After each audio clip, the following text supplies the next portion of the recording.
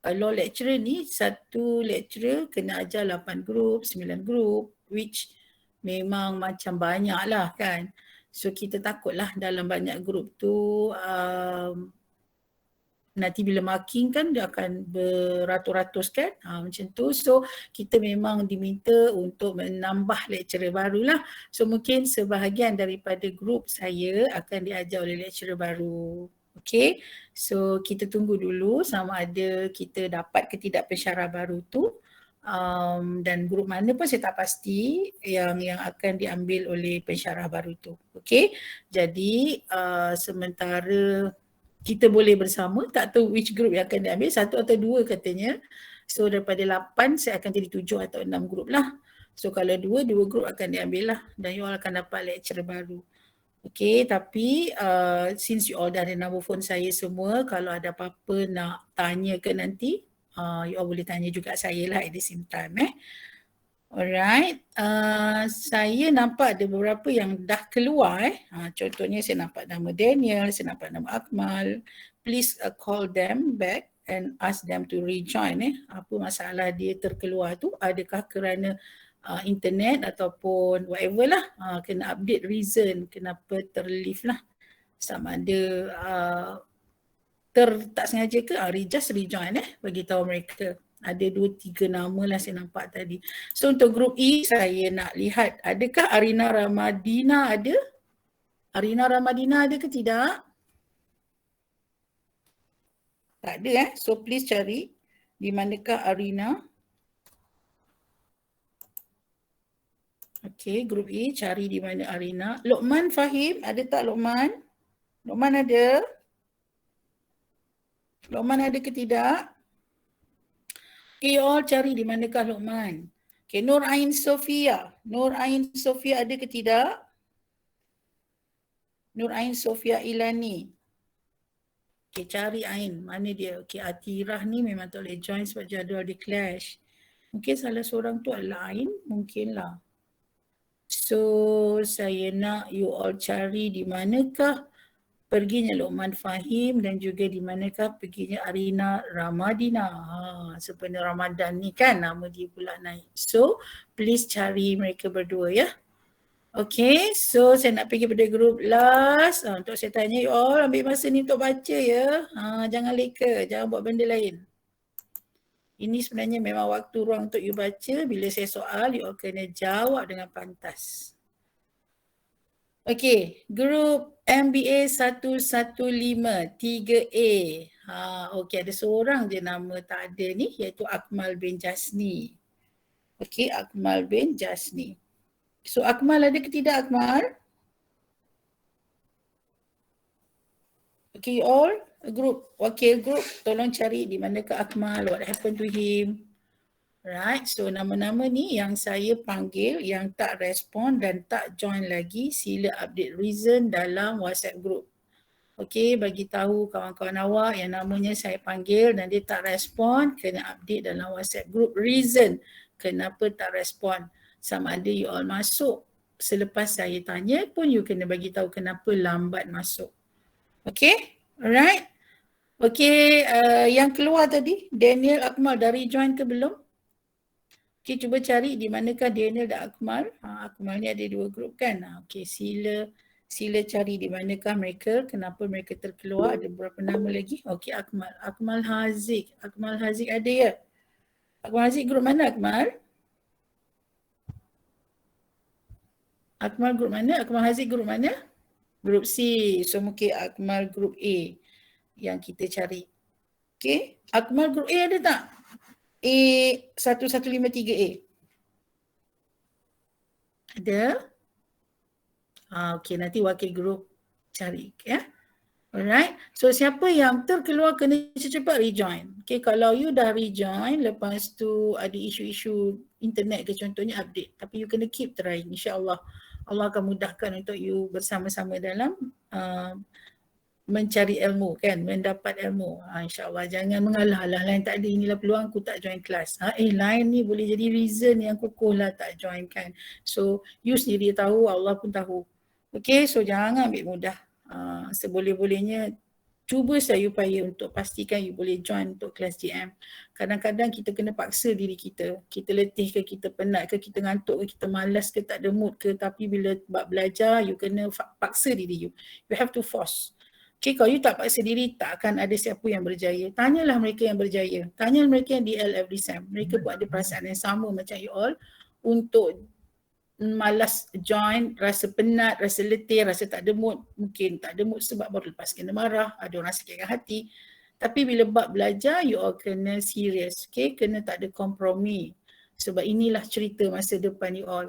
Okay, susah-susah dulu, senang-senang kemudian. Takkan tak nak fall flat kot, semua orang nak kan? Tapi bayarannya apa? Bayarannya ialah usaha. Okay, pengorbanan rasa malas, pengorbanan rasa penat, pengorbanan rasa tak selesa. Semua tu you kena sacrifice. Alright? There is tak ada kejayaan no pain no gain. Okay, tak ada kejayaan kalau tak ada kepayahan, tak ada pengorbanan. Okay? Tapi lebih seronok kalau you tak rasa payah pun. You rasa happy je. Kepayahan yang you lalui itu seronok sebenarnya. Okay?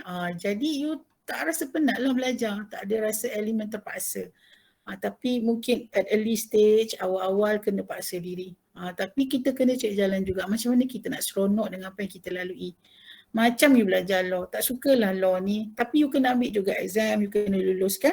So kalau you nak berjaya, you kena cari jalan. Macam mana aku nak suka law ni? Macam mana aku nak score law ni? Bukanlah tak sukalah law ni.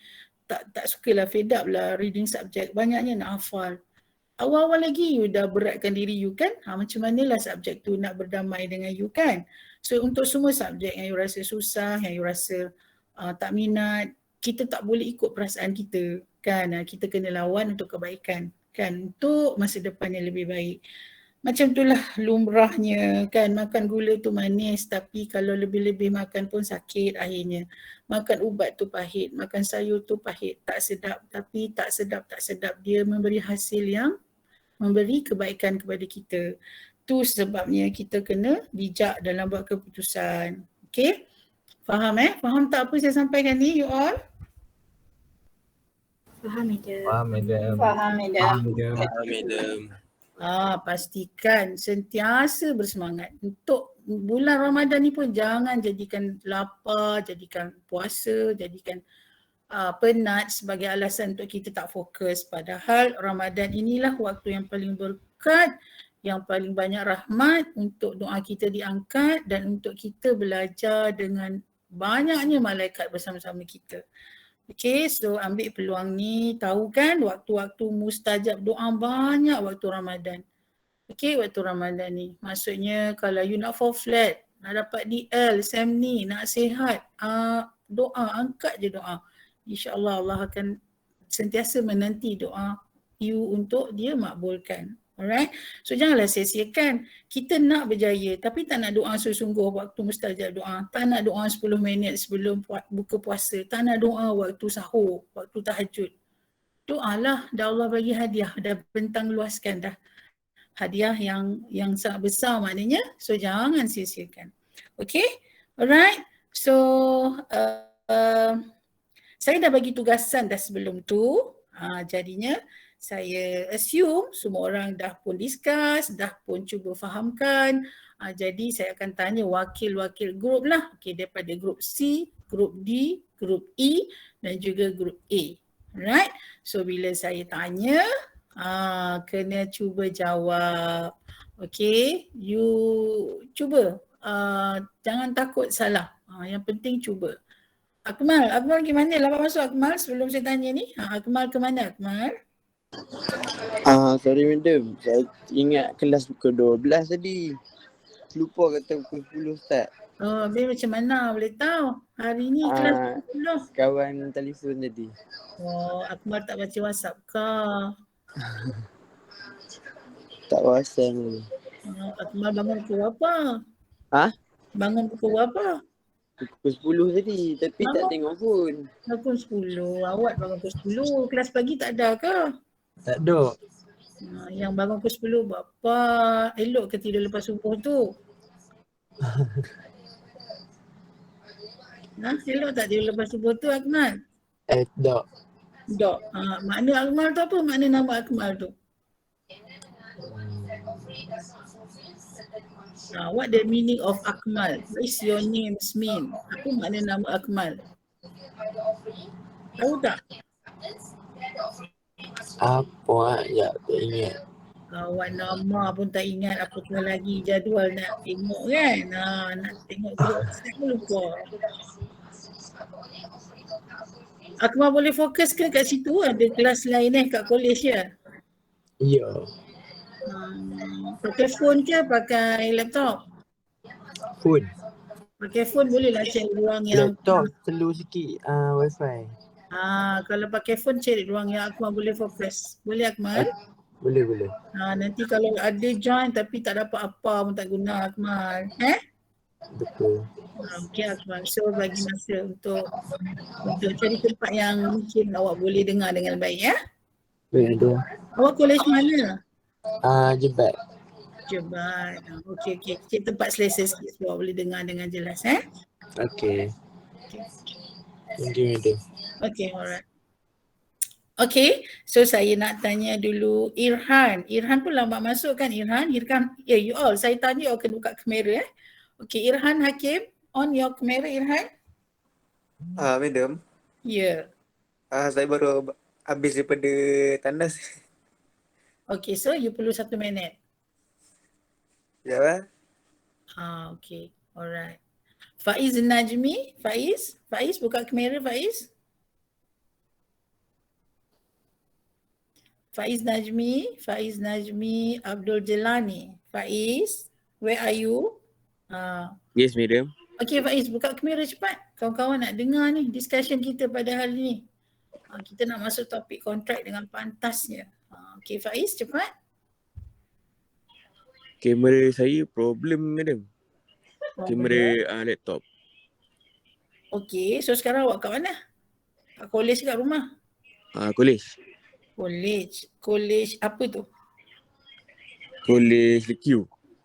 Okay, ada berapa orang dalam bilik tu? Ada 4. Ada 4. Okay, semua law 299 ke lain? Lain. Semua lain? Awak seorang je law 299? Saya 115. Yelah, awak tu tak kod subjek kita law 299 kan? Okay, Najmi, kawan-kawan ada tak yang ada sama kod? 4 orang tu. Tak ada. Okay, alright. Okay, tak apa. Kalau tak ada kamera pun tak apa. Okay, Faiz. You dah cari dah elemen of contract ada berapa sebenarnya Faiz? Ada 7. Okay, 7. Sebutkan satu-satu Faiz. Nombor 1 offer. Very good. Nombor 2 acceptance. Very good. 3 consideration. Ya. 4 capacity. Ya. 5 ITCLR. Apa benda ITCLR tu? Itulah kopi je kan? Kopi je tak cuba nak tahu memang tak dapat lah Faiz. Nak cari apa di I2CLR. Okay, lagi apa? Nombor 6 certainty. 7 consent. 3 consent. Bang consent. Consent. Okay Faiz, nanti betulkan kamera awak. Kita perlu kamera tu untuk soal jawab nanti ya. Boleh, madam. Okay, itu senjata awak kau nak berperang. Kalau tak lengkap, macam mana nak menang kan? Dia kena menang, tools kena lengkap.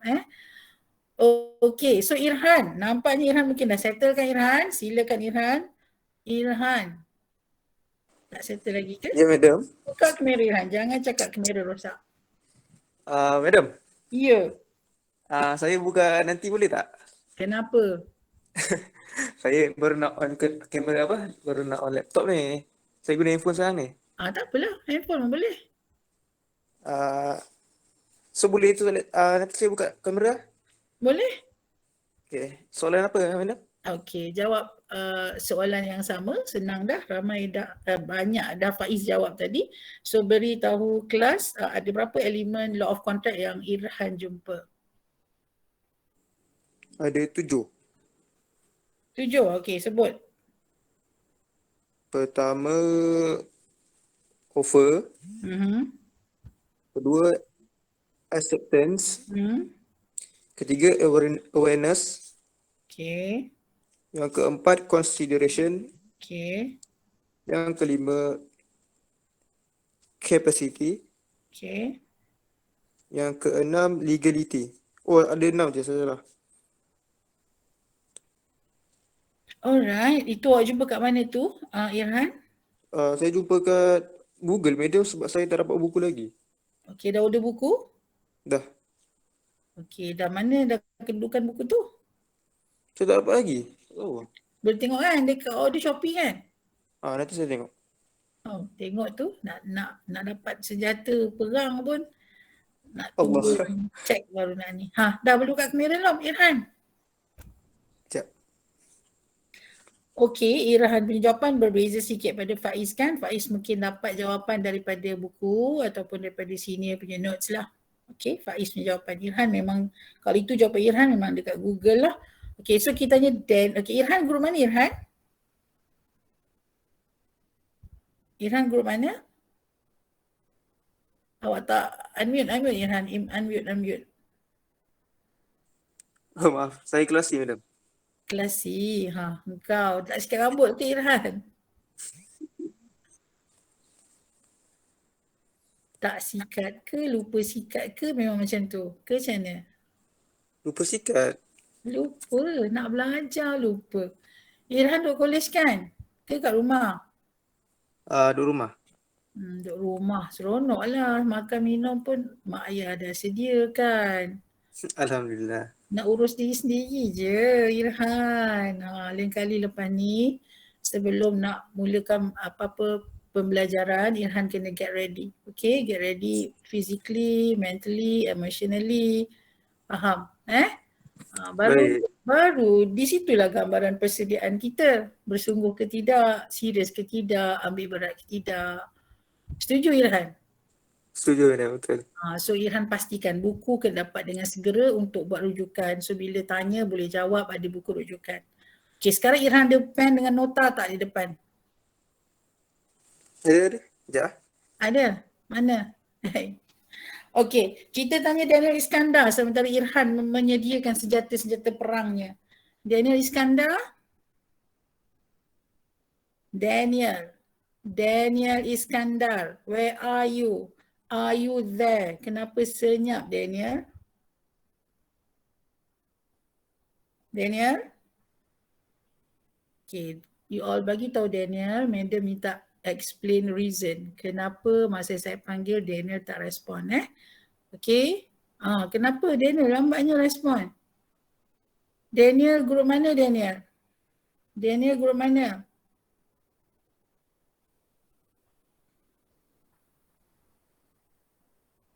Okay, A115 ke? Oh, okay, 115 lah. Okay, please write down all element law of contract. Okay, all element law of contract. Okay, saya nak tanya Sofia Balkis. Sofia? Ya, saya madam. Okay, Sofia group mana Sofia? 4C. Okay, 4C. Okay, Sofia, sebut semula element law of contract. Okay. Yang pertama offer, kemudian acceptance, certainty, intention to create legal relation, capacity, consideration dengan free consent. Okay, ada berapa semua tu? 7. Okay, alright. So tengok kat mana nota? Saya ada buku. Buku baru ke buku senior tu? Buku baru je sampai semalam. Dapat, Alhamdulillah. So bila dapat ada senjata bolehlah guna ya. Okay, so hari tu saya minta you all buat juga task kan, discussion dalam group. So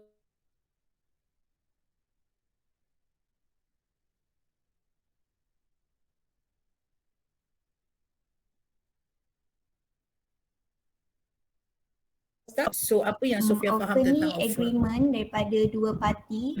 Jadi dua parti tu kena setuju baru dia akan jadi satu. Ni offer Yes, offer, contract offer. Okay.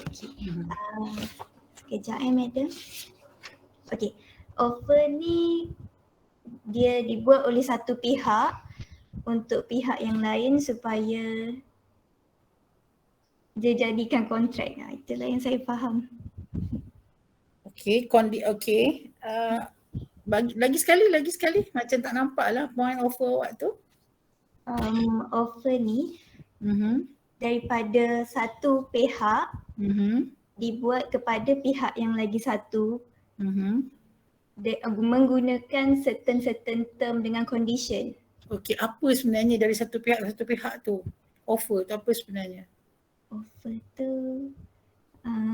proposal. Okay, proposal. Okay, proposal from one party to another party lah. Okay. Okay, alright. Nanti baru soalan senang tu. Okay, group C dah ada wakil. Kita tanya, ada volunteer tak group D untuk jawab all element law of contract? Senanglah sebab Sofia dah jawab, Faiz dah jawab, walaupun Faiz jawab I2CLR, Sofia Balkis dah betulkan, dah beri penuh nama dia, Irhan jawab berdasarkan Google, tapi saya nampak jawapan daripada Daniel kan? Tak ada lagi bertulis. Ada tulis ke Daniel? Daniel, please tulis Daniel jawapan walaupun you tak bersuara, please write down. Okay. So ada tak wakil group D nak cuba mention sekali lagi all element law of contract? Saya. Okay, saya nak tengok. Mana? Nama siapa nama? Oh, saya Ain Batrisha. Ain Batrisha. Okay, Ain. Oh, Ain Batrisha. Ain Batrisha group D ya? Okay, silakan Ain. Sebut. Okay, first elements offer, Ya. acceptance, consideration, capacity, intention, Ya. certainty, Ya. last kali free consent. Free consent. Okay. Ain Batrisha dapat daripada mana tu? Saya tengok buku. Buku baru ke? Ke buku Buku simpan? baru. Dah dapat dah? Bila dapat? Semalam. Alhamdulillah. So cantik lah waktu satu Ramadan. Dan second Ramadan lah dah dapat. So betul-betul baca tak malam tadi? Baca ke tengok je? Tengok. Tengok macam mana tu? Tengok offer betul-betul tak? Tengok. Okay, alright. So kalau dah tengok buku tu, insyaAllah lah kelas semua elemen tu akan kita pelajari lah. Dan itu yang kita akan refer. Macam Irhan jawab tadi berdasarkan Google kan. Ada yang kita dengar Irhan sebut tak ada dalam apa yang Sofia dan juga Ain sebut. Sebab Irhan refer Google. So memang dia akan guna term-term yang tertentu lah. Maknanya sama tapi termsnya berbeza dan mungkin tak lengkap juga berbanding dengan apa yang kita akan pelajari lah. So kita ada 7 elemen yang Sofia sebut, yang Ain sebut dan juga Faiz Najmi sebut lah. Daripada offer, acceptance, consideration, capacity, certainty, free consent, legality of object. Okay, itu semua adalah elemen of contract yang kita akan belajar sepanjang 5 minggu. Okay, 5 minggu. Penting tu. Okay, 5 minggu kita akan belajar kontrak sahaja sebab kontrak ni luas. Dan kalau exam sebenar, kontrak ni akan ada 2 soalan yang akan ditanya dalam final exam lah. Okay, jadi nak tanya Ain lah. Offer apa yang Ain boleh explain daripada soalan-soalan task yang saya beri sebelum tu?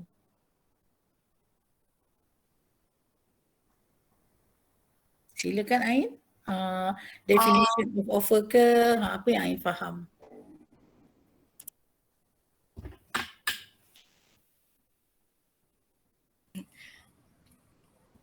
Offer is an agreement.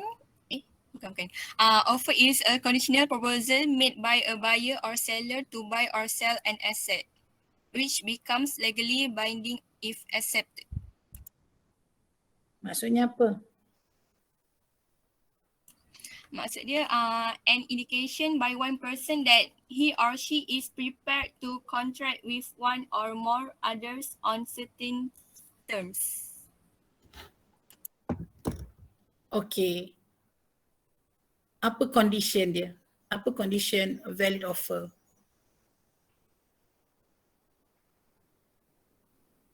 What are the conditions of the valid offer? Boleh Aisyah? Aisyah pula Ain.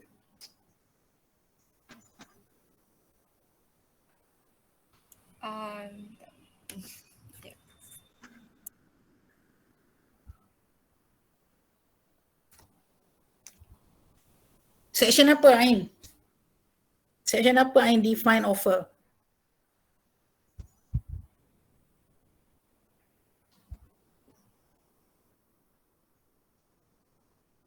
Okey, kita minta group E pula volunteer bantu Ain tentang offer. Group E, wakil group E please volunteer. Wakil group E volunteer seorang. Bagus. Ain Batrisha mahu volunteer kan?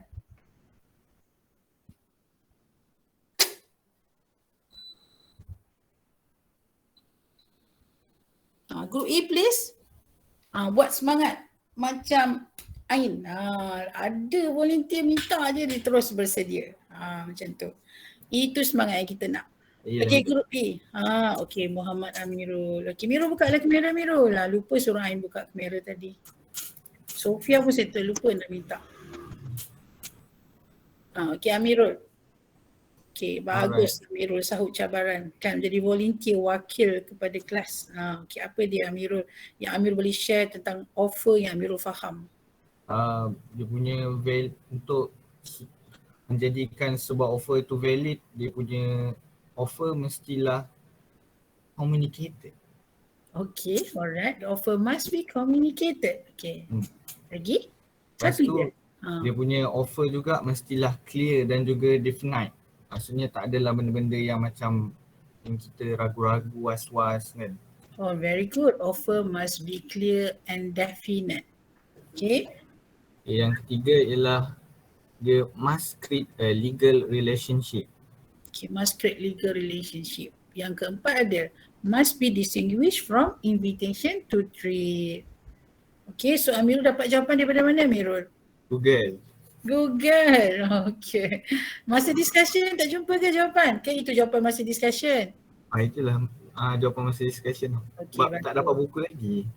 Okay, nampak tak? Walaupun kita tak ada lagi sources yang kita rasa sepatutnya kita ada, tapi kita ada ikhtiar kan? Ikhtiar yang banyak sangat sebenarnya yang kita boleh cari dekat online.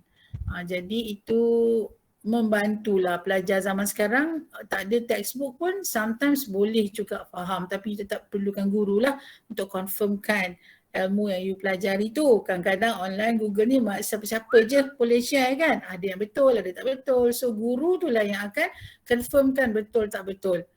Sebab pandangan mereka mungkin berasaskan pandangan peribadi tanpa panduan yang betul. Jadi walaupun kita ada sources online, kita kena pastikan juga sources online tu adalah reliable. Alright, so tak ada alasan sebenarnya you all boleh lost kalau you all tak ada buku lah. Tapi sebaik-baiknya dan diwajibkan ada buku untuk kita sama-sama rujuk. Okay, kalau saya rujuk page A atau 1 ke 2 ke 3, you all boleh rujuk the same page lah. So Amirul dah ada buku belum sekarang? Sekarang belum lagi. Belum lagi, dah order belum? Dah. Okay, dah order tak apa. So dah tahu dah kat mana buku tu sekarang? Tak tahu sebab saya order direct. Direct Madam tu. Madam Mimi. Madam Mimi ke? Madam Ain. Oh, Madam Ain. Madam Ain siapa Tak tahulah sebab saya beli dengan kawan. Dia belikan. Oh, tak order dengan link yang saya bagi ke? Yang tu Shopee kan? Shopee tu lecturer UiTM lah yang buat. Tak sama nanti macam mana? Tak tahu. Kenapa pergi order tempat lain, dah lecturer awak bagi link untuk rujuk buku yang sama, yang standard, yang ada uniformity lah nanti kan. Irama kena sama. Iramanya berbeza macam mana? Contoh saya refer page ni, baca case ni. Tak adalah medium dalam ni, tak ada case tu pun. Sebab buku lain. You boleh refer nama yang saya bagi tu, Puan Mimi. You boleh contact, boleh ambil dekat rumah dia je. Dia dekat Taman Dimensi.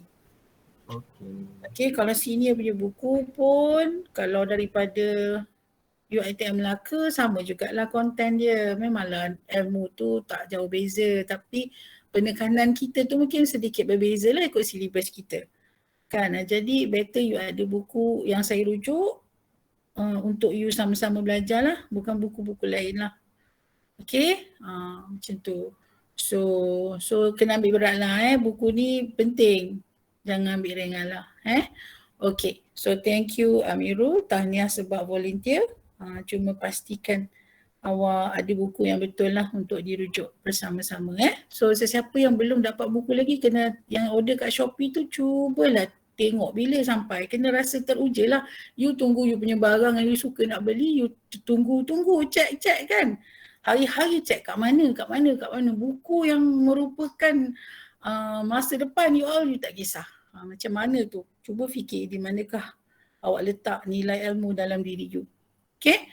Alright, so saya nak tanya last. Okay, saya nak macam you all explain apa yang you faham daripada soalan task yang saya bagi sebelum ni tentang offer. Okay, so Nur Hazwani Husna. Nur Hazwani. Ya, Madam. Okay, silakan Hazwani. Apa yang Hazwani faham tentang offer? Offer ni merupakan satu kontrak agreement. Buka kamera lah Hazwani, tak nampak muka. Sekejap. Yang lain-lain beri perhatian ya.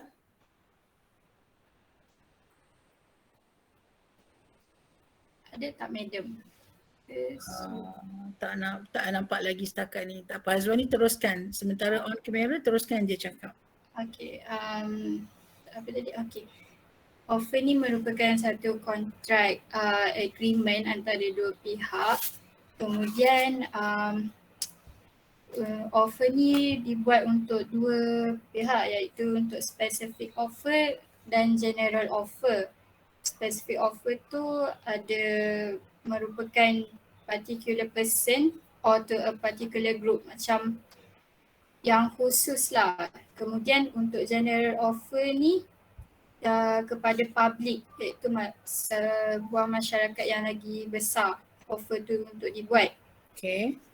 Kemudian offer ni kita kena clear. Bila kita nak buat offer tu, kita tak boleh ada halangan atau apa-apa sekalipun. Communication untuk offer pun ada. Kemudian offer must be distinguished from invitation to trade. Dalam invitation to trade ni kita ada advertisement, display of goods in self-service shop or shop window display. Kita ada tender, price list dan juga an optionnya inviting bids in an auction sale. Okay. Wah, Azwani refer buku baru ke, buku lama ke, internet ke, macam mana? Buku senior. Buku senior. Dah order buku baru belum? Tak. Okay, bila nak order tu? Nanti saya order. Okay, alright. Okay, so Alhamdulillah lah. So Hazwani terangkan berdasarkan apa yang Hazwani baca lah, kan? Alright. So faham tak? Bila terang tu rasa faham tak apa sebenarnya Hazwani terangkan tu? Faham Madam. Oh bagus. Okay, contohnya Hazwani nak explain apa dekat kawan-kawan yang Hazwani mampu faham setakat yang Hazwani baca sendiri? Setakat yang saya mampu faham, kalau untuk explain to whom an offer can be made tu saya boleh explain lah. Okay, very good. Okay, class please pay attention. Kita tengok jawapan Hazwani, kefahaman dia tepat tak? Kalau kurang tepat pun tak apa sebab ini proses learning. So level soalan faham case ke, faham elemen ke, dia memang saya tak terkejut lah kalau ada yang tafsir secara berbeza sebab you all belajar sendiri kan, tapi kalau you all dapat baca dengan lebih explain lebih tepat tu bagus. Tapi kalau tak tepat saya akan bantu. Tapi kalau soalannya contoh saya tanya, what is the relevant section about definition of offer? Benda tu adalah knowledge. Knowledge tu maksudnya you jumpa jawapan you boleh sebut.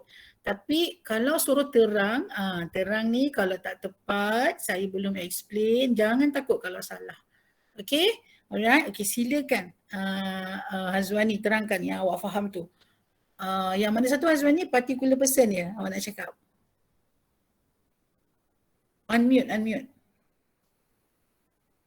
Boleh juga madam. Awak nak terang yang mana tadi asalnya? Tadi saya cakap to whom an offer can be made.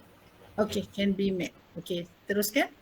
Okay, untuk specific offer, particular person tu contohnya bila ada yang satu company dah deal dengan company lain, pihak ketiga tak boleh masuk campur. Macam contoh dekat buku teks senior, ada case Bolton v Jones. V tu N. Dia N, kira lawan lah. Nama first adalah plaintiff, pihak yang mendakwa. Jones adalah pihak yang didakwa oleh plaintiff lah. Okay, so nama kedua, okay kelas, take note ya. Nama pertama, case ni belajar law kan, kena ambil tahu. Bolton versus John lah, macam tu. Cuma kalau versus ni biasanya orang kata lebih kepada kes jenayah lah. Tapi kalau kes civil ni, dia lebih sesuai disebut N. Okay, Bolton and Jones. Tapi mereka berlawan juga. Bolton saman Jones. Okay, so Bolton adalah kita panggil dalam terms undang-undang sebagai plaintiff. Jones kita panggil sebagai defendant. Okay, defendant iaitu orang yang mempertahankan dirilah. So kalau you sebut jumpa word plaintiff, inilah orang yang mendakwa. Defendant orang yang didakwa. Okay, kita belajar sekali kat sini So katakanlah bila kita dakwa, orang tu kalah, orang yang mendakwa tu kalah kan, kita menang. Katakanlah Hazwani sama Umi Farhana. Hazwani menang, okay? Hazwani menang, Farhana tak puas hati. Dia rasa dia ada point untuk pertahankan diri dia. So ada satu ruang untuk dia merayu lah. So bila Umi Farhana merayu, okay, Umi Farhana akan jadi appellant. Okay, appellant. Dan Hazwani yang tadi adalah plaintiff akan jadi respondent. Itu term saya kena tahulah. Kalau jumpa nama-nama appellant, respondent, maknanya kes tu telah dirayu.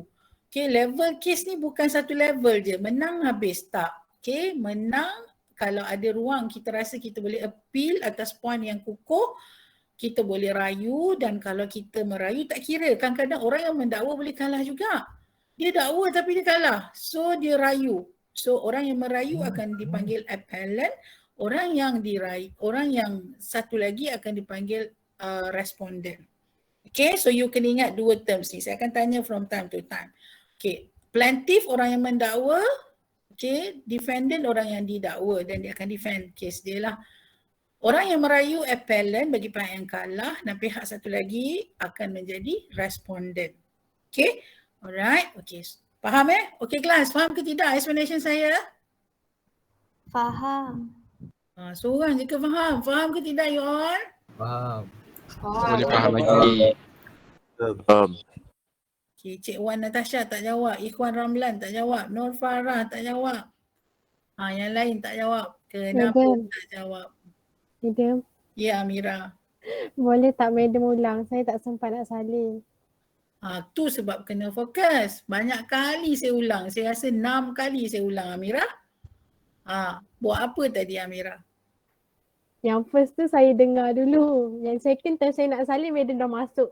Macam contoh time saya nak salin pasal defendant, madam dah masuk appellant. So saya macam tak sempat nak tulis. Lepas tu saya ulang lagi. Ulang banyak kali tu. Berangan Amira. Okay, saya ulang last. Okay. Yang mendakwa, okay, kita minta orang yang faham explain lah. Okay. Kita minta Sofia explain. Sofia, bantu Sofia Balkis. Amira faham plaintiff defendant ya? Ya madam. Okay. Sofia explain appellant dengan respondent. Sofia? Okay, saya try. Okay. Lepas kalau dah ada satu pihak yang kalah, mereka boleh rayu. Jadi bila mereka dah rayu tu dia akan jadi appellants untuk orang yang merayu dan pihak lagi satu tu dipanggil responden. Okay, very good. Thank you Sofia. Bagus tu sebab bila faham dia akan the first person respond automatically. Alright? So saya nak majority. Semualah dalam kelas ni bila saya bercakap jangan macam saya cakap seorang. You yang kena ambil peluang untuk respond atas setiap soalan your lecturer. Okay? Alright, so thank you Sofia, Tahnia. So Amira, boleh faham Amira? Boleh, Madam. Okay. Alright, so Hazwani, terangkan case Bolton and Jones Hazwani. Okay. Bolton versus Jones. Okay, Bolton ni adalah pihak ketiga dalam kes ni sebab dia telah mengambil satu bisnes iaitu Brocklehurst yang diusahakan oleh Jones. Kemudian Jones ni dia buat offer goods dekat Brocklehurst tapi offer goods tu tak sampai kepada tangan pihak Brocklehurst sebab Bolton jadi supply untuk Brocklehurst tapi dia tak inform Jones. Betul tak Madam? Okay, so bila tak inform? Bila tak inform, Jones ni dapat tahu dan kemudian dia bawa kes ni ke mahkamah. Jones saman Bolton untuk harga barang tersebut. Bolton saman Jones kan? Bolton saman Jones. Salah. Tapi Bolton menang ke kalah dia saman tu? Bolton kalah. Nampak tak Yol? Walaupun you bawa kes, you ingat sama, rupanya bila dibicarakan yang mendakwa kalah. Benda tu possible. That is why you need lawyers. That is why you need knowledge of law. Tak kira lah siapa pun latar belakang kita. Okay, you belajar law walaupun you business student. You belajar law walaupun you bukan law student. Sebab law is life, life is law. Okay, nampak tak kenapa kalah? Walaupun kita ada peguam contohnya. Kan, dia ada faktor-faktor yang menyebabkan kes kita kalah lah. Kadang-kadang ada juga yang ambil risiko. Dia tahu kes dia tak kuat tapi nak bawa juga. Nak puaskan hati contohnya kan. Tapi untuk kes Bolton and Jones ni ada rules dia. Kenapa dia kalah? Ada sebab dia. That's why kita kena belajar daripada kes-kes yang kalah ni. Okay, dan kes-kes yang menang. Kenapa? Alright, so kita belajar daripada cases. Itulah proses pembelajaran undang-undang. Kalau ada jenayah semua, you all tak belajar lah kes kriminal, kes accident, semua tu tak lah. Kita belajar business law. Okay, yang berkaitan dengan business. Setakat yang kita boleh terangkan secara basic lah. Okay, alright. So thank you Hazwani kerana ada jawapan yang baik daripada Hazwani walaupun mungkin saya faham yang lain tak nampak apa yang Hazwani explain. Especially kalau you memang tak cecah pun kes Bolton and Jones. Tak nampak pun Bolton and Jones. Tak ada buku teks pun. Kalau ada tak tengok pun. Memanglah tak faham Apa pun tahniah kepada yang dapatlah tangkap juga apa Hazwani terangkan, apa yang saya sampaikan. Sebab itu semua daripada hasil usaha you sebelum ni. Okay, so saya harap awak terus beri perhatian. Okay, jangan layankan kalau mengantuk, ke letih, ke penat, ke lesu, ke jangan layankan. Please basuh muka, regang-regang ke otot, berdiri, bergerak ke untuk lihat slide yang saya akan share. Supaya you all boleh ambil nota dan cuba fahamkan. Alright? So saya tak nak ada dalam kelas ni tak ambil perhatian. Okay, saya faham kita ramai, saya faham you all tak buka kamera. Saya nak ikutkan memang wajib buka kamera semua orang. Okay, tak apa, kejap lagi saya akan minta. Sementara tu you all kena beri perhatian. Okay, siap-siapkan diri untuk bersedia lihat penerangan saya daripada slide PowerPoint yang saya akan share sebentar lagi ya. Okay, so be ready.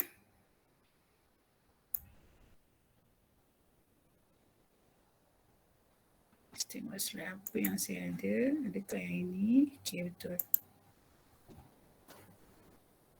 Okay, boleh nampak tak you all? Semua orang boleh nampak? Boleh. Alright, ini law of contract law of contract. Kita nak belajar luar daripada orang kata explanation dalam bentuk word. So kita keluarkan dalam bentuk lebih kreatif, yang lebih atraktif lah dan mungkin lebih mudah insya-Allah. Okey, ini adalah perkara yang kita akan belajar dalam law of contract. Boleh nampak tak? Boleh. Okay, so law of contract ni pertama kita akan belajar element of valid binding contract. Okay, ni first kita akan belajar. Sebenarnya 5 minggu yang diperuntukkan untuk kita belajar law of contract tak cukup. Okay, tapi kita terpaksa juga memastikan waktu yang ada tu kita faham ni dengan sepenuhnya. Okay. Alright, tapi 5 ni lah akan diterangkan dengan lebih detail sebanding dengan yang selepas-lepas tu. Okay. Ni elemen. Elemen ni macam rukun lah. Okay, please kelas jangan berhayal, please beri perhatian. Saya nak you all share nanti apa yang you faham dalam WhatsApp group yang boleh capture poin-poin yang saya terangkan supaya saya boleh ada bukti yang awak memang beri perhatian masa kelas saya. Okay, jangan ambil ringan. Okay, so element to form a valid contract tadi kawan-kawan awak pun dah sebut ada 7. Okay, first offer. Okay, offer ni maksudnya tawaran lah, proposal. A tawar nak jual atau A tawar nak beli. Okay, A offer to buy, A offer to sell lah. So pihak yang menawar, dia adalah offerer. Itu elemennya offer. Pihak offerer akan offer. So acceptance, pihak yang menerima tawaran lah, kita panggil offeree. Offerer ni boleh jadi promisor, acceptance boleh jadi promisi. So offerer, promisor, offeree, promisi. Alright, sebab offerer orang yang memberi janji, yang buat janji, offeree orang yang menerima janji, promisi. Alright, so consideration. Kalau saya ada banyak masa, saya tanya semua orang akan ada jawapan berbeza maksud consideration. Ada yang kata consideration timbang rasa, ada yang kata pertimbangan lah, ada yang kata timbang sahajalah. Okay, tapi dalam konteks law of contract, consideration bermaksud balasan. Balasan apa maksud dia? Okay, offerer offer nak jual tanah, offeree accept, setuju nak jual tanah. Okay, so seorang setuju, seorang tawar nak beli, seorang setuju nak jual lah. Jadi yang nak beli ni kena ada consideration yang bertukar dari satu pihak ke satu pihak. Okay, ada exchange yang berlaku antara offerer dengan offeree, iaitu bila offerer setuju nak beli tanah dan bila offerer setuju nak offerer nak offer beli tanah, offeree setuju nak jual, maka offerer of course akan dapat tanah, offeree akan dapat duit. Itulah consideration dia, exchange antara offerer dengan offeree. Dia bukan pertimbangan, dia bukan timbang rasa, dia bukan tolak ansur. Itu selalu kalau saya tanya confirm itu jugalah jawapan you all kan. That is why saya suka you all sendiri faham apa dulu yang awak faham supaya awak belajar kat mana awak silap. Alright. So offer tawaran, pihak yang membuat tawaran, acceptance pihak yang buat penerimaan, consideration balasan antara dua offerer dengan offeree itulah. Contohnya pertukaran yang berlaku. Mesti ada pertukaran yang berlaku lah antara offerer dengan offeree. Capacity, ni pun saya suka tanya student. Student pun jawab, madam capacity adalah kebolehan. Capacity adalah muatan. Kenapa muatan? Ada kata had, kenapa had? Kenapa limit? So sebab you all jumpa capacity dalam konteks muatan lori, muatan kalau had limit tu limit lift kan, macam tu. So capacity kat sini bermaksud kelayakan. So not everyone, bukan semua orang ada kelayakan untuk berkontrak. Okay, tak semua orang. Ada orang-orang tertentu tak layak berkontrak. So kita kena belajar apakah orang yang layak untuk berkontrak. Alright, ini semua adalah elemen yang kalau kita nak faham mudah, kalau solat ada rukun kan, 13 rukun solat. So 13 rukun solat tu, kalau salah satu tak ada, mana sahnya? Kan, solat tu dia kena ada 13 rukun, salah satu tak ada takbiratul ihram, tak ada rokok, tak ada sujud. Okay, salah satu rukun tak ada, memang batal lah. Kan, dia pillar, dia benda penting yang kena ada, baru kontrak solat tu sah. So kalau kontrak, inilah elemen pentingnya. Okay, intention. Nak berkontrak kena ada niat to create legally binding relationship. Memang kita niat untuk kontrak itu disahkan. Ada legal effect. Right? Nanti kita akan tengoklah. Sebab tak semua nampak macam ada niat adalah ada niat. Tak semua nampak macam tak ada niat, tak ada niat. So kita akan belajar bagaimana court determine intention. Okay, certainty. Certainty ni jelas. Apa-apa term and condition mesti jelas. Okay, mesti pasti. Tak boleh kabur, tak boleh tak pasti. Free consent. Free consent. Consent bukan concern. Concern lain ni consent. Consent izin. Setuju dengan rela dan bebas. Tanpa paksaan, tanpa pengaruh. Okay, lawful object. Apa yang kita kontrakkan adalah benda yang sah si undang-undang. Contoh macam ganja, macam ketum, tak sah lagi kan si undang-undang, you berkontrak bab tu. Semua lengkap, offer, acceptance, consideration, capacity, intention, certainty, free consent, semua ada. Tapi rupanya objeknya tak valid. Batal lah kontrak itu. Sebab dia mesti lawful, undang-undang mesti iktiraf. Kecuali bila undang-undang baru kata, okey ganja ketum tu boleh ditanam di Malaysia dengan syarat-syarat tertentu. So yang fulfill syarat-syarat, jadi lawful lah. Kalau tak fulfill, dia unlawful juga. Tak sah juga. Itu maksudnya. So tak semua kontrak yang kita buat boleh valid lah. Sekalipun ada lebih daripada 50% rukun-rukun tu, elemen-elemen tu ada. Okay, in fact kalau ada 6 daripada 7 pun 1 tak ada pun batal juga.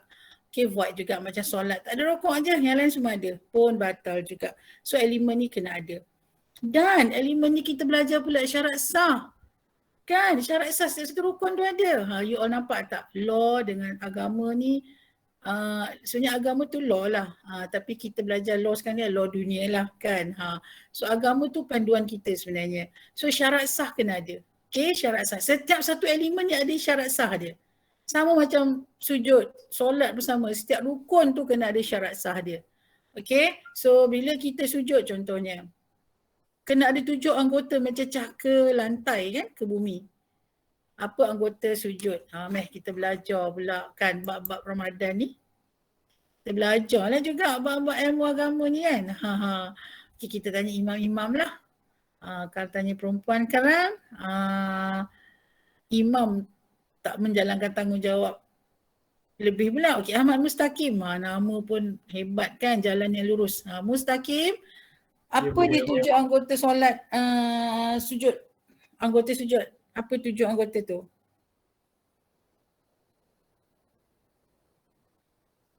Mustaqim. Apa dia? Apa dia? Apa dia 7 anggota? Dahi. Dahi 1. Kedua, 2 lutut. Okey, 3. Ujung jari kedua kaki. Okey, 5. Ni tapak kedua tapak tangan. Kenapa tak agak-agak Mustaqim? Okey. Okay, thank you Mustaqim. Ada 7 anggota tu. Kalau tak sesuai orang perempuan, kalau dia solat, dahi dia tertutup dengan telekung kan, tak sah solat you all. Sebab sujud tu ada syarat sah dia. Macam tu juga kita belajar law of contract. Offer tu ada syarat sah dia. Acceptance ada syarat sah dia. Okay, ada syarat-syarat untuk menjadikan setiap elemen tu valid. So kalau syarat-syarat tu tak dipenuhi, dia akan jadi void. So tak lengkap lah kontrak kita tu. Kalau solat tak sah lah solat kita tu. Kita akan belajar benda ni. Okay, bagaimana kita belajar law, macam tu juga you boleh fahamkan. Itulah juga dia dinamakan sebagai undang-undang lah. Agama tu macam undang-undang lah. Undang-undang kita, panduan kita kan. Right, so kena belajar dan fahamkan. Kadang-kadang you boleh apply juga dalam life you. Okay. Alright, itu adalah elemen to form a valid contract. Ini elemen. Okay, lepas tu kita akan belajar discharge of contract. Discharge ni bukan elemen dah. Discharge ni adalah bagaimana kontrak itu dilepaskan, dibebaskan, ditamat. Okay, dia ada 4 lah. Ada 4 bagaimana mode of discharge. Cara-cara kontrak itu tamat, cara kontrak itu dilepaskan, cara kontrak itu dibubarkan. Okay, itu discharge kita akan belajar. So dalam law kontrak ada 3 komponen penting lah. Elemen, discharge dan last sekali adalah remedies. Remedies ni ialah bila berlaku pelanggaran kontrak. Okay. banyaklah berlaku kontrak tu tamat atas sebab-sebab tertentulah. Kalau sebab-sebab tak sengaja, adalah dia tak sengaja pun tak boleh juga. Atas sebab-sebab tamat kerana persetujuan, tak adalah remedies boleh kita tuntut. Remedies ni dia adalah ganti rugi. Kalau dalam bahasa biasa doktor guna, remedies ni penawar kan. Penawar untuk doktor ubat-ubatan lah. Tapi remedies untuk law ganti rugi. Bukan saja ganti rugi RM1, kita akan belajar ada 5 ganti rugi ni. Okay, ada 5 ganti rugi. Salah satu contohnya ialah ganti rugi dalam RM1 bila salah satu pihak dengan sengaja langgar kontrak, tak nak tunaikan syarat-syarat yang telah dipersetujui tanpa sebab, maka dia akan diminta membayar ganti rugi sebagai remedy atas kerugian yang berlaku atas pelanggaran kontrak yang dibuat oleh pihak satu lagi tanpa sebab yang munasabah. Okay, alright, so 3 komponen ni kita akan belajar lah dalam law of contract. Okay. Alright, so seterusnya kita pergi kepada elemen yang pertama lah. Okay, elemen yang pertama. Okay, siap sedia you all. Untuk apa? Untuk you all. Nampak tak saya tukar slide ni? Nampak. Okay, jap kita try.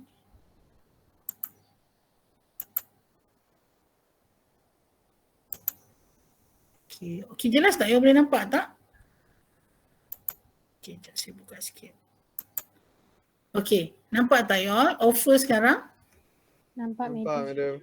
Okay, alright. So, you all yang dah ada buku, kalau boleh baca buku tu. Okay, you all salah satu cara you all nak score dan mudah faham. Lepas you baca, buat nota yang nampak mudah untuk faham. You boleh extract satu point kepada satu point dan relatekan satu point ke satu point tu.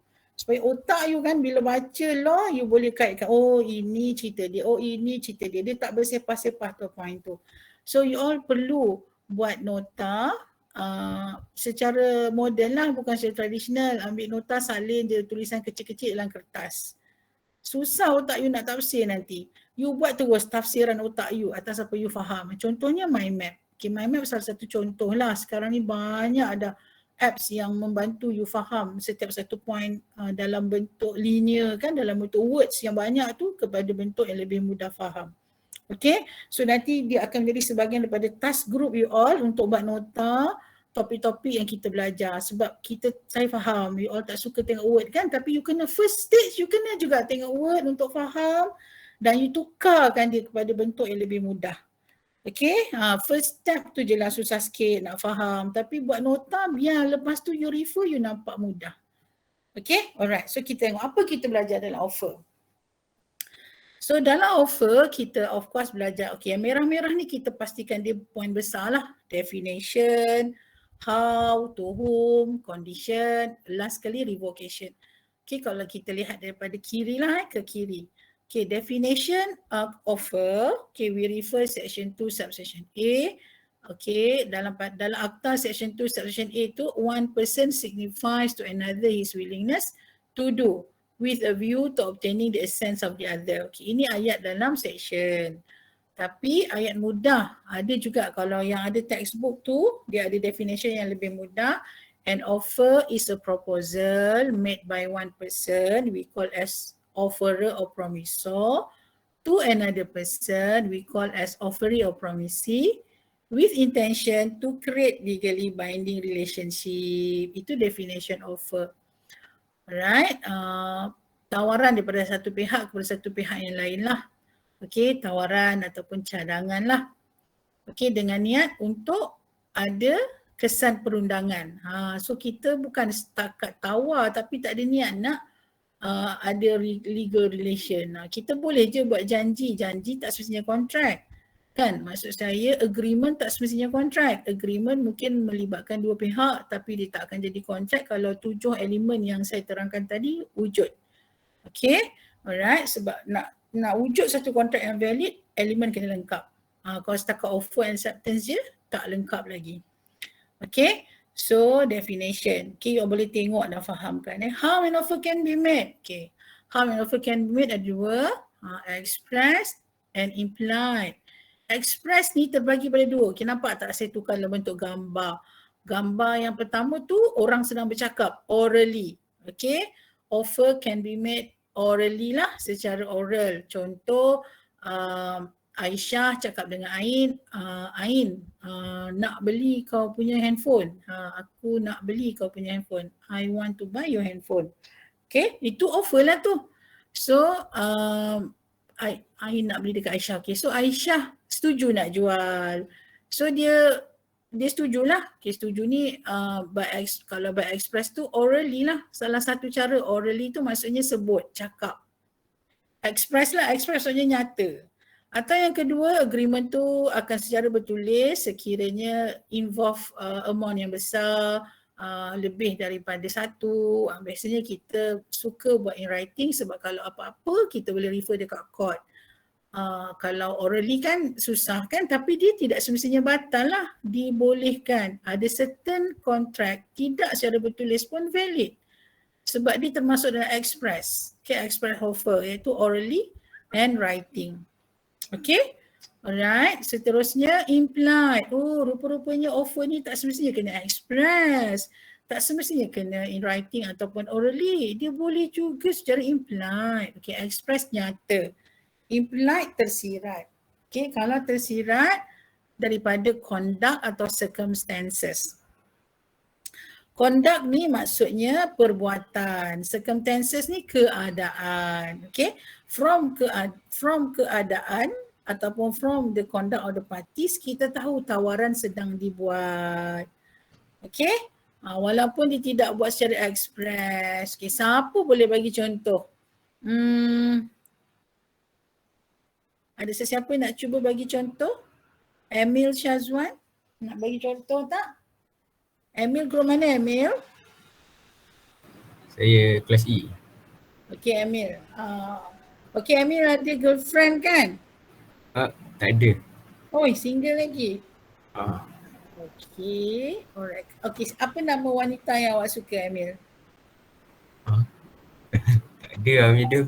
Jangan letak nama mak lah, nama wanita yang awak suka. Apa dia nama dia?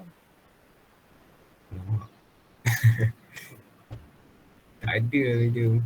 Nama yang awak suka dengar? Oh, nama tak tahu lah, tak ada. Nama contoh awak suka nama Nur ke, awak suka nama Tipah ke, awak suka nama Alia ke, ada tak nama perempuan? Best lah nama perempuan ni ada.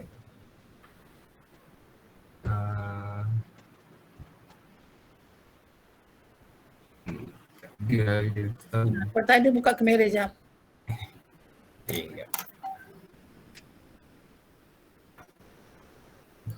Nampak ke media? Dah buka belum? Dah, saya dah buka. Okay, nampak. Okay Emil, bagi nama awak suka je. Bukan mestinya awak suka perempuan tu, nama awak suka dengar nama perempuan macam ni best lah. Contoh, lagi sikit. Yalah, Nurul lah, Nurul. Nurul okay. Alright. Okay, contoh lah Emil kita belajar tentang offer sekarang ni. Okay, kalau Emil, ini analogi je tau you all untuk you faham implied dengan express Okay kelas, sila beri perhatian Okay, contohnya Emil suka Nurul. Okay, Emil nak offer diri Emil untuk Nurul lah. Okay, contohnya Emil akan buat offer secara express, iaitu secara oral. Okay, sebut. Apa Emil akan cakap dengan Nurul? Saya suka, saya suka cakap. Macam ni nak cakap awak offer tu, offer diri awak kepada Nurul tu.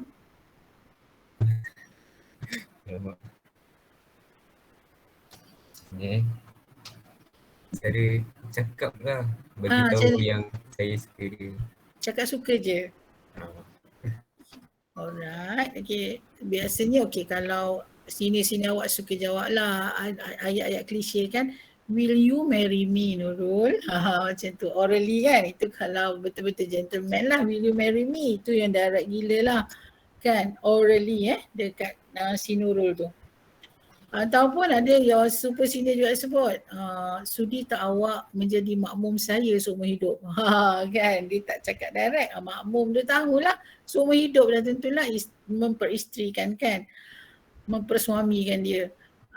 Dan ataupun dia kata ayat yang kita boleh direct faham juga, sudi tak Nurul menjadi suri hati seumur hidup, something like that lah. Itu orally, offer yang dia buat secara oral. Fahamlah si Nurul tu apa hasrat Emil kan.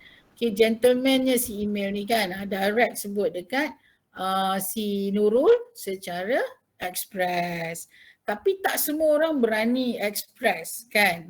Dia malu nak sebut secara express. So dia tulis. Bolehlah salah satu cara Emil kalau tak tersebut, nak sebut tergagap-gagap kan, tergigil-gigil. Contohlah. So Emil ada satu pilihan secara express juga. Emil boleh buat secara tulis lah. Tulis surat ke email ke hadapan Nurul yang kan tak tahulah tu yang apa kan. So itu offer secara express juga sebab dinyatakan secara jelas tapi dalam bentuk tulisan. Okay, alright, tu mungkin orang boleh faham. Sekarang ni apa email boleh buat? Email nak tulis, rasa-rasa masuk tulis email pun terpadam-padam. WhatsApp pun terdelete. Kejap jadi, kejap tak jadi. Nak send, tak jadi nak send. Kan? Tulis tak boleh, cakap pun gelabah kan. So, email ada satu lagi pilihan iaitu implied. Okay, implied ada dua, conduct atau circumstances. So, apa pilihan yang email boleh buat? Kalau tak cakap, tak tulis. Apa dia?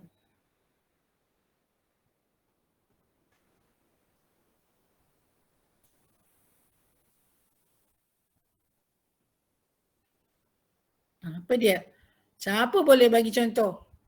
Email ada contoh tak email? Ajak dating. Zulfarhan laju ya. Ajak dating sebut kan. Apa dia perbuatan yang difaham oleh Nurul sebagai offer walaupun dia tak sebut expressly ataupun dia tak tulis expressly.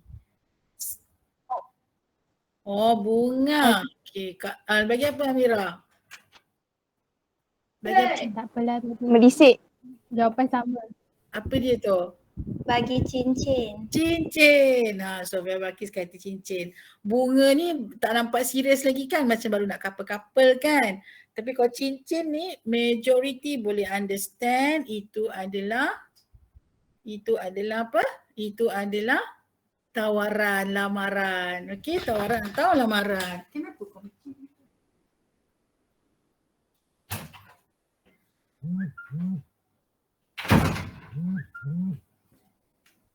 Sorry.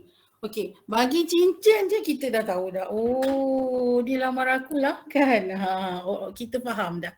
Contohnya Emil suruh bagi kek, dalam kek tu ada cincin, suruh potong, dalam kek tu ada cincin. Fahamlah si Nurul tu apa maksud si email.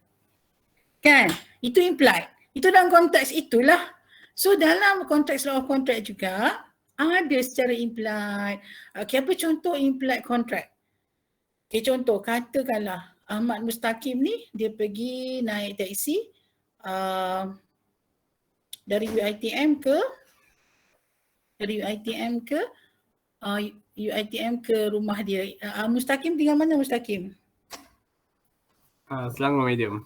Selangor, okey.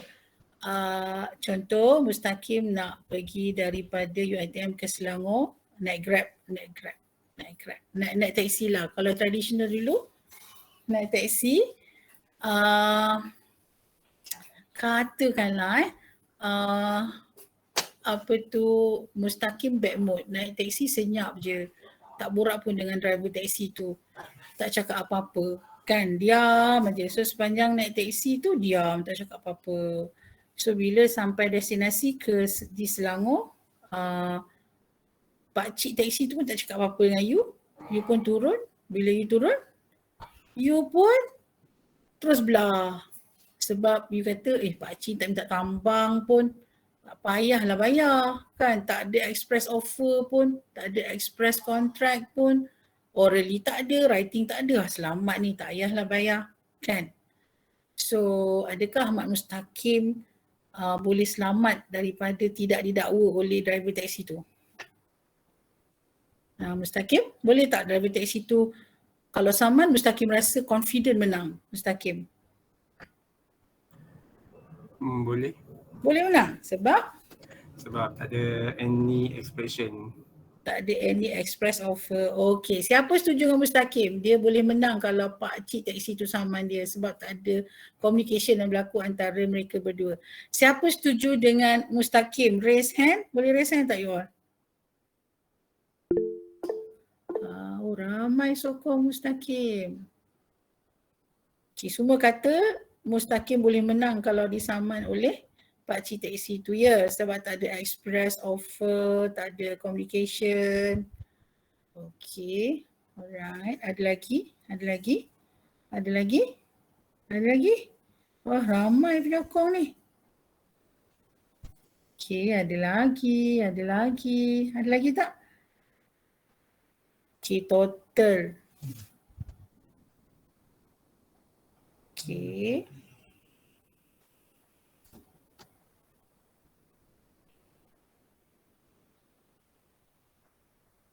Semuanya 50 lebih. Okey, 50 lebih kata pakcik taksi tu tak boleh buat apalah. Si Mustaqim ni seronok dan lega lah kan, sebab tak payah nak bayar lah. Sebab pakcik taksi tak cakap apa-apa, tak ada communication, tak ada express offer pun, tak ada express communication pun. Ramai penyokong nampaknya tu. Okay, more than 50 setuju dengan Mustaqim. Okay, sekarang yang setuju dengan Mustaqim, okay, saya dah catat ada 53 macam tu. Alright. Oh, tambah lagi. Okay, alright. So sekarang turunkan tangan. Saya nak tanya pula yang tak setuju dengan Mustaqim. Maksudnya Mustaqim ni dia sebenarnya tak selamat. Kalau pakcik taksi tu saman dia, dia memang kena bayar juga. Okay, so siapa yang setuju dengan Mustaqim tadi turunkan tangan. Okay, Muhammad setuju tak? Tak setuju. Muhammad Akmal Haziq tak turun tangan. Nabil? Dah turun. Okay, siapa pula sekarang tak setuju dengan Mustaqim? Ada tak? Okay, saya tunggu. Tadi 54 macam tu. Sekarang ni berapa orang?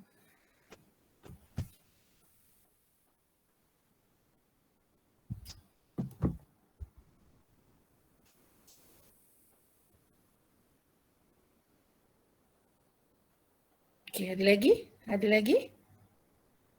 23, 24, 25, 26 orang. Nampaknya Sofia Balkis Yusaini masih berbeza jawapannya. Okay, jom kita tanya dulu Nur Amira Syazwani. Okay, thank you atas jawapan-jawapan you all. Okay, Nur Amira Syazwani, boleh tak bagi reason kenapa awak rasa Mustaqim boleh disu juga walaupun there is no communication, there is no express offer? Okay, Amira, cuba Amira. Saya madam sebab silakan. Sebab implied ni something yang suggested but not directly expressed. So bila Mus dia naik taksi ni is one of service yang kita kena bayar. Bila dia naik maksudnya dia dah bersetuju dengan servis tu dan dia kena, macam kalau servis kan memang kita kena bayar. So yes lah dia kena bayar even though the taxi driver diam je tak kata apa-apa. So bila Mus dah ambil that service, dia kena complete lah, kena bayarkan and dia pun dah dapat servis tu. So sebab itulah pakcik taxi driver tu akan menang. Okay, Amira dapat jawapan daripada mana? Saya berfikir macam saya membayangkan. Okay, tanpa apa-apa reference lah tapi berdasarkan logik lah macam tu. Ya saya. Okay, so logik Amira tu boleh disokong dengan apa yang kita belajar pada hari ini iaitu offer dan kontrak ni tak semestinya secara ekspres, tak semestinya secara jelas. Bukanlah bermakna kontrak tu boleh kabur, tidak. Tapi ada situation offer ataupun kontrak tu boleh valid tanpa any communication, tanpa any express offer ataupun acceptance, sebab kita iktiraf implied, implied ways, iaitu conduct and circumstances. Kan conduct and circumstances, macam Emil tadilah, dia lamar si Nurul pakai cincin kan, kita faham dia tak cakap, dia tak tulis, tapi kita tahu itu adalah lamaran kan. So dalam konteks pakcik teksi tadi pun sama juga, the circumstances, approved practice dah macam Amira sebut. Memang servis tu, perbuatan kita naik teksi tu, mendapat khidmat teksi tu, tak ada cakap apa-apa pun, tapi kontrak memang wujud yang mana ada tanggungjawab kita selepas menerima servis. Okay, alright. Maksudnya bila kita naik tu, kita offer untuk naik lah servis tu kan. And then kita, pakcik teksi tu accept, terima. So you dapat servis, you kena bayarlah tambang. Itu consideration dia. Okay, offerer dengan offeree. Okay, offerer dengan offeree. Offerer dapat membuat tawaran, offeree setuju dengan tawaran, dia terima. So pertukarannya ialah Mustaqim dapat servis teksi tersebut dan pakcik tu dah beri servis, dia dapat duit lah. Dia kena lengkap, itu consideration. Pertukaran antara offer dengan offer dengan acceptance. Okay, so you belajar hari ni, tak semua kontrak dia mesti secara express dan dia mesti secara writing. Okay, cuma you kena tahu juga there are certain situation yang mana wajib bertulis kontrak tu. Ada akta, dia mention clearly the agreement must be in writing. Okay, itu spesifik kontrak lah. Untuk kontrak yang umum yang mungkin selain daripada apa yang diwajibkan secara bertulis, dia boleh secara orally, dia boleh juga secara implied. Okay, tengok konteks, circumstances, conduct to approve tak by the committee ataupun undang-undang. Alright, so you kena faham tu. So macam Mustaqim kata, oh memanglah tak payah bayar sebab tak cakap apa-apa, tak ada express. Tak boleh lah, dan most of you akan fikir kontrak itu mesti bertulis. Kan, tak bertulis tak boleh menang. Tak semestinya. Cuma it is strongly advised untuk kes-kes agreement yang melibatkan kos yang besar, complicated. Rugilah kalau you buat secara orally. Kalau orally ni, lepas tu saksi pula tak cukup, kalau you nak cabar kes kat mahkamah, memang susah lah sebab mahkamah tak tahu apa yang berlaku tanpa bukti-bukti. You kena ada bukti, kalau tak ada bukti bertulis, you kena ada saksi. Saksi pula perlu reliable, boleh dipercayai. Dekat mahkamah ni, macam mana benar pun kisah you, kalau you tak ada bukti, you tak akan menang. Okay, tapi dalam konteks tertentu pula, tak bolehlah kalau kontrak tu secara oral, tapi dia ada bukti yang lain. Kita tak bolehlah tolak benda tu untuk pertahankan hak orang yang menuntut. Alright, macam tu. So you learn something today. Betul everyone? Belajar sesuatu tak? Betul, Madam. Yes. Belajar, Madam. Betul, Madam.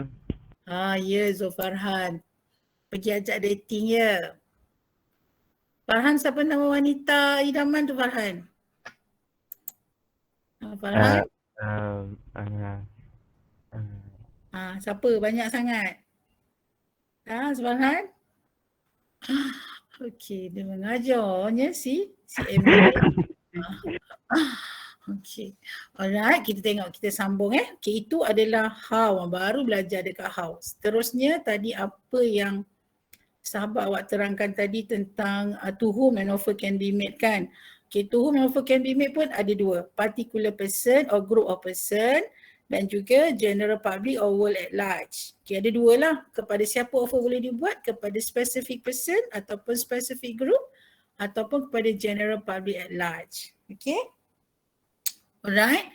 So kalau specific person dalam kes Bolton and Jones saya mudahkanlah sebab masa kita begitu laju berlari. Okey, dalam Bolton and Jones contohnya dalam kes tu Bolton tak puas hati. Dia sue Jones sebab dia dah serahkan barang-barang yang Jones minta. Exactly. Tapi tiba-tiba Jones tak nak bayar. So marahlah Bolton, kenapa aku tak dibayar sedangkan aku dah buat apa yang sepatutnya, kan? So dia pun samanlah Jones, tapi bila dia saman Jones, dia kalah. Padahal dia tak dibayar. Dia pun pelik lah kenapa dia kalah. Sedangkan dia tidak dibayar dan dia dah buat pun kerja dia. Apa yang sepatutnya diminta oleh Jones? Siapa nak cuba jawab ni? Kenapa agaknya? Nampak macam tak adil kan? Kenapa kalah pula? Okey, siapa nak cuba terangkan sebab? Siapa nak terangkan sebab tu? Anyone please? Kenapa kalah? Kenapa Bolton tak dibayar tapi dia kalah? Cepat, siapa nak cuba? Anyone please? Okay, kalau tak ada, jom kita tanya grup 1153A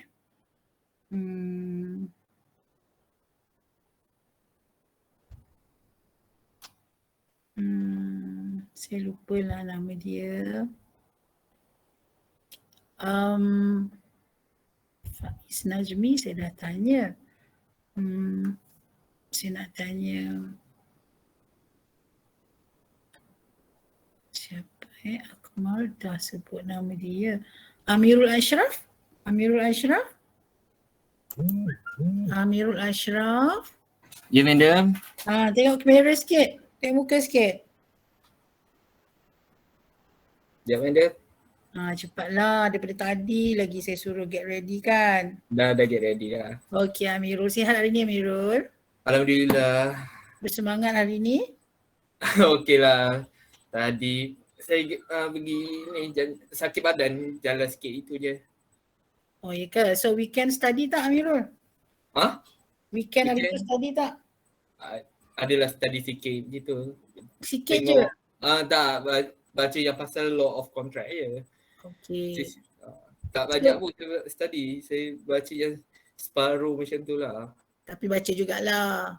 Saya nak tahu, saya nak tahu law of contract ni macam mana. Itulah inilah, saya baca dari internet sikit situ. Ada pelbagai. Okay, alright. So Amirul boleh sempat baca tak Bolton and Jones? Bolton and Jones tak sempat. Tak sempat, okay. So lepas ni Amirul kena pastikan tengok kes-kes tu. Dah ada buku belum? Belum, saya belum order lagi. Okay, nanti Amirul kena order tau by this week. Lambat dah tu. Kalau yang order pun ada yang belum dapat. So Amirul kena order cepatlah. Okay. Okay, alright. Okay, so Amirul dengar jawapan kawan-kawan yang lain ya. Beri perhatian boleh? Okay. So Amirul kena buat jadual Amirul untuk buat revision, untuk buat task yang saya bagi. Takmu ni lah. Takmu tertinggal mana-mana yang penting Okay. Boleh Amirul? Boleh. Semangat okey tak? Semangat okey tak minggu ni? Minggu ni okey. Seronok dapat berpuasa. Okay, so bertambah semangat lah.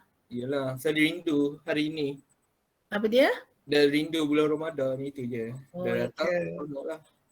Okay, pastikan penuhi Ramadan tu dengan belajar lah untuk ilmu. Okay Mirul? Okay, alright, thank you. So, saya tanya yang lain pula, volunteer. Ada siapa nak bantu explain kenapa dalam kes Bolton and Jones, Bolton kalah? Okay, anyone? Cepat volunteer. Saya nak tengok grup mana yang nak volunteer ni. A ke B ke C ke D ke ataupun satu lagi E. Cepat. Kenapa Bolton kalah walaupun dia tak dibayar?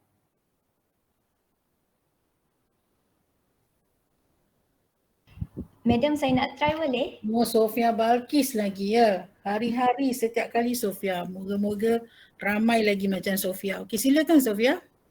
Okey, kalau daripada saya baca balik, sebabnya dia kata Bolton ni dia dah taken over business tu. Okey. Jadi dia tak bagi tahu yang Jones ni. Bila Jones ni tahu yang bukannya owner lama, jadi tu yang sebabnya dia tak nak bayar. Kalau ikut rule of law ni, orang yang asalnya berkontrak tu yang baru boleh dibayar. Maksudnya sebab tu Bolton ni kalah?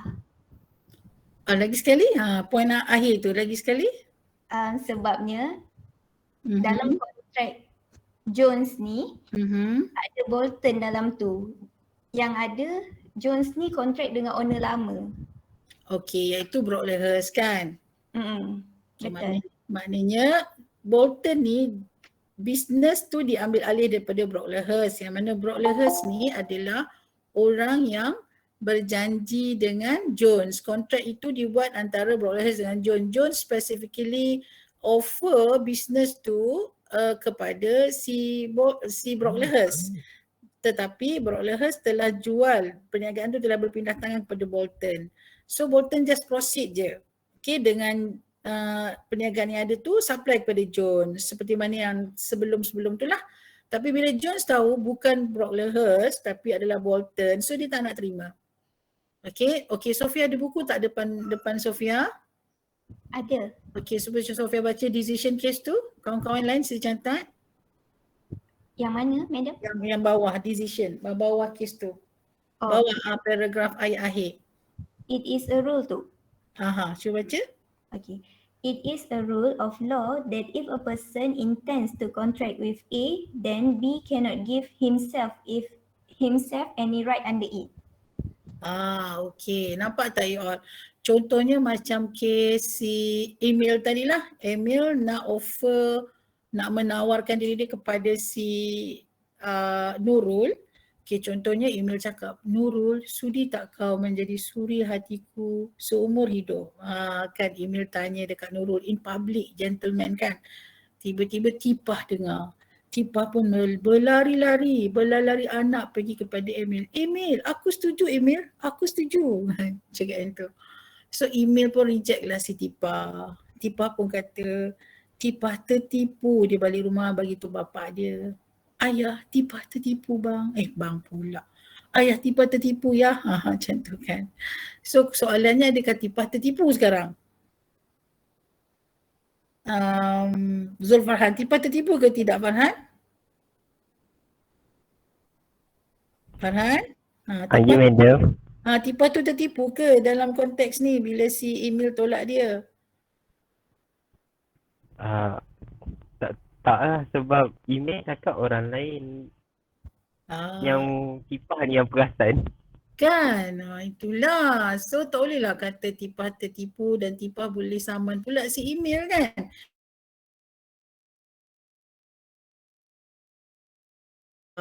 Macam tu lah dalam konteks Bolton and Jones kan. Jones dia offer dekat si Brock Lehers. Jadi tiba-tiba si Bolton ni pula nak deal benda yang sama, tak boleh lah. So Jones ada hak untuk reject dan tak menjadi satu kesalahan di sisi undang-undang untuk dia reject. Untuk dia tak bayar, kan dia boleh tak bayar sebab kontrak tak sah. So syarat untuk offer itu valid ialah bila the offer refer to specific person, only that specific person has a right to accept under the contract. Bukan Tipah, bukan B. Kalau offer tu kepada A lah, bukan B yang kena accept kontrak tu. Okay, clear tak you all case Bolton sekarang? Clear, madam. Okay, very good. Okay, seterusnya adalah general public at large. Okay, general public at large ni dia tidak ada tawaran secara spesifik daripada umum kepada orang awam, semua orang dia refer. Okay, cuba salah seorang yang dah ada buku baca. Siapa nak cuba baca? Farhan ada buku tak Farhan? Ada, madam. Ya, Farhan baca kes color carbolic smoke ball tu. Okay. The relevant case is Carlyle versus Carbolic Smoke Ball CO5. The manufacturers of smoke bowl published an advertisement at the time of influenza epidemic, proclaiming that their smoke ball can cure all kinds of ailments. In addition, they stated that anybody who bought one of their smoke balls, used it as directed and still suffer from influenza, would be paid by 100 ringgit something. The advertisement had stated that 1,000 is deposit with Alliance Bank, showing our sincerity in this manner. Mrs. Khalil, having bought and used the smoke ball but still had influenza, claimed hundreds from the company. Ya. Lepas The tu? company argued that the advertisement does not amount to an offer which could turn into a contract by acceptance. However, the court held that the statement in the advertisement created a binding obligation. It was offer addressed to the public at large which could be accepted by anyone who fulfills the condition attached to the offer.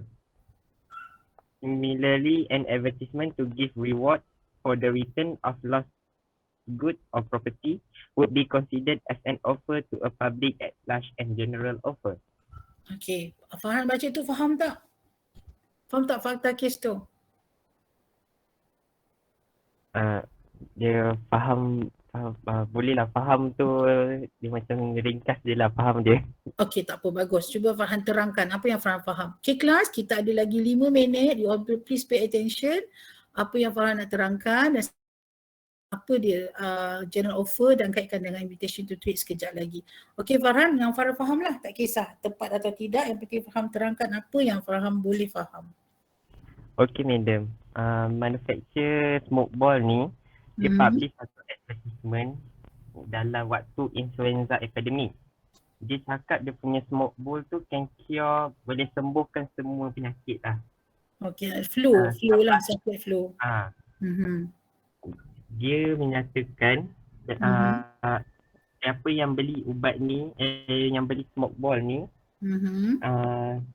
use it as directed and still suffer from use it as directed and still suffer from influenza would be paid 100. Jadi siapa yang terkena lagi penyakit tu akan dibayar 100 lah. 100 pound. Dia kata okey, dia iklankan okey company ni okey bagus at first phase pun you dah terangkan dengan betul.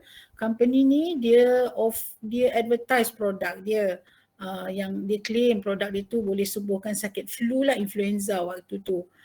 Dan dia menunjukkan kesungguhan dia memastikan jaminan yang tinggi yang produk itu bagus. Dia kata sesiapa yang gunakan produk dia tak sembuh selepas mengikut syarat-syarat telah ditetapkan, dia akan bayar 100 pound. Kan itu yang Farhan fahamlah dan betul saya sahkan itulah penerangan yang pertama. Okey, seterusnya apa berlaku Farhan? Terusnya waktu dalam advertisement tu dia menyatakan 1,000 pound telah didepositkan dalam Alliance Bank Insurance tu, kot saya rasa Alliance Bank tu. Okey, dia sebenarnya nak tunjuk kesungguhan lah, dia tak cakap main-main. 100 pound ni memang dia akan bagi dekat orang yang guna produk dia, tak sembuh dia akan bayar 100 pound. So dia kata company dah deposit dah 1,000 pound dalam Alliance Bank. Okey, maknanya orang akan yakin lah, betul lah kalau tak sembuh mesti dapat claim. Dia menimbulkan keyakinan lah kepada masyarakat lah. So seterusnya apa berlaku? Siapa guna produk tu dan siapa beli? Seterusnya Mrs. Khalil ni dia dah beli dan gunakan smoke ball ni tapi dia masih ada influenza. Okay, lepas tu dia claim lah 100 pound daripada company. Okay, company nak bayar tak? Company dia tak nak bayar. Dia argued dekat advertisement does not amount to an offer which could turn into contract by acceptance. Okay. So company kata, mana boleh bayar? Mana boleh advertisement I buat tu boleh jadi kontrak pula? Mana ada kontrak buat dekat ramai-ramai orang? Kontrak kena spesifik. Company ni punya fahaman lah masa tu. So maknanya itu tipu helah dia je untuk confidentkan masyarakat yang produk dia bagus. Maknanya dia tak ada niat pun nak bayar 100 pound tu kepada sesiapa yang tak sembuh. Itulah asalnya. Itu sebab dia kata mana boleh iklan boleh jadi kontrak. So dia tak nak bayar. Tapi adakah Mrs. Khalil putus asa? Tak, Mrs. Khalil tak putus asa. Dia bawa ke court. Okay. Lepas tu court menyatakan statement dalam advertisement tu membuatkan binding obligation. Okay. So maksudnya akhirnya Mrs. Khalil dapat tak claim 100 pound tu?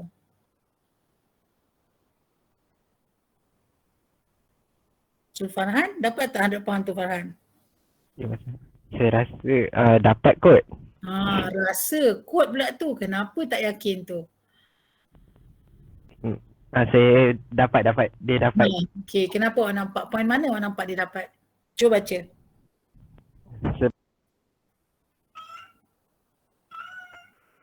Mana poin mana yang awak nampak dia dapat? Cepat baca poin tu.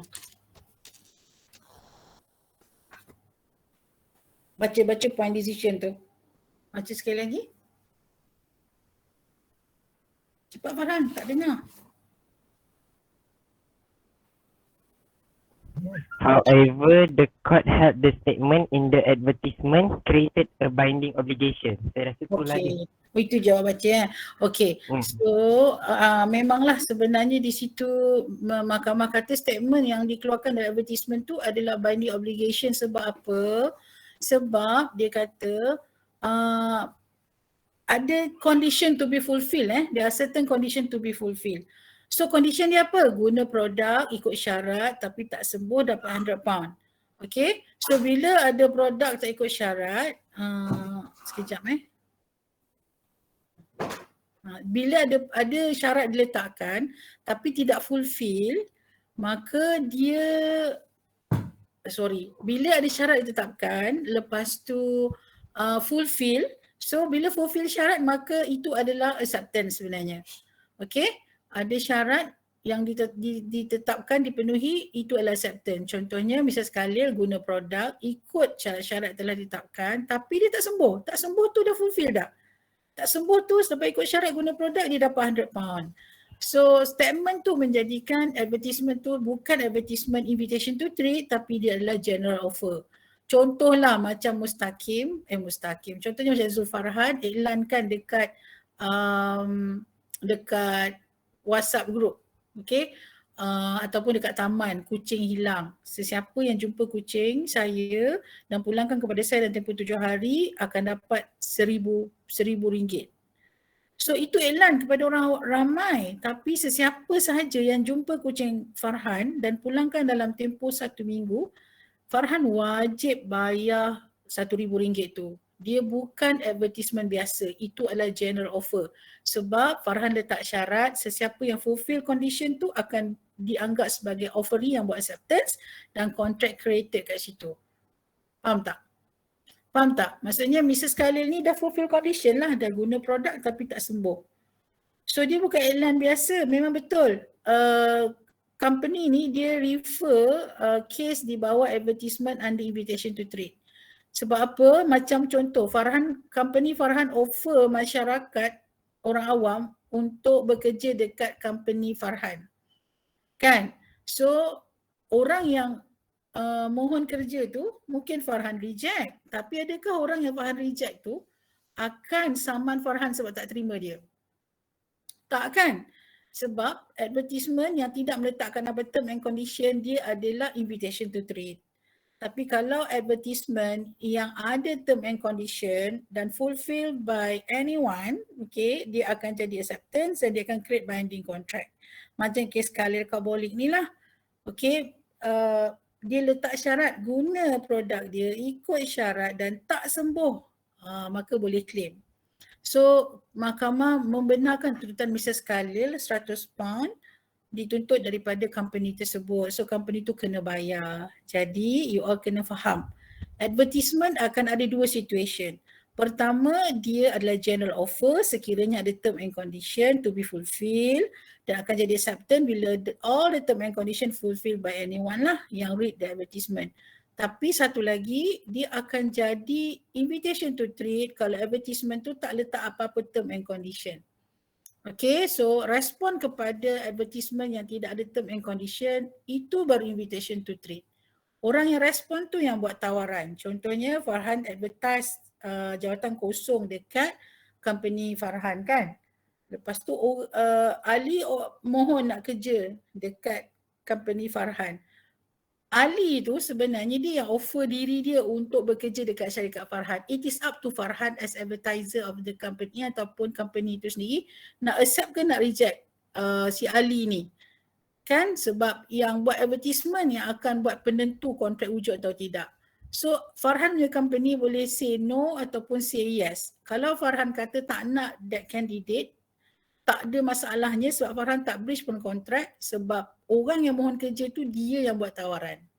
Berbanding dengan kes Khalil Kaubali Smoke Ball ni, advertisement tu dah jadi obligation dah sebab dia letak term and condition. So bila Mr. Khalil fulfill the term and condition, itulah acceptance. Tak pun orang kata Adlan itu semuanya mestilah invitation to treat. Okay, faham tak you all?